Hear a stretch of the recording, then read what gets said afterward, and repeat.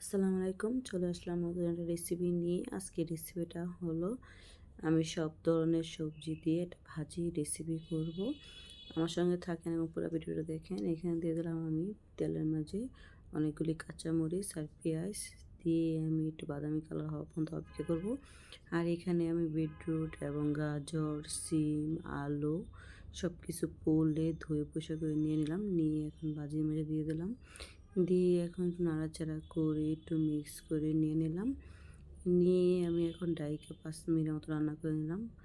দেখেন ৫-১০ মিনিট হয়ে গেল। আমার দেখেন ভাজিটাও হয়ে গেল। এখন নাড়াচাড়া করে মিক্স করে নিয়ে নিব। আর আমি একটু হাই হিটে ভাজিটা করলাম। এই যে আমি আরও ৫ মিনিটের মতো রান্না করে নিব।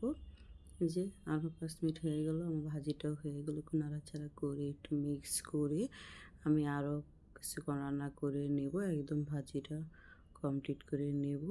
আজকে সবজি ভাজিটা কেমন হয়েছে আমাকে জানাবেন। এই ভাজিটা সকালবেলা পরোটা এবং ভালোই লাগে রুটির সঙ্গে খেতে।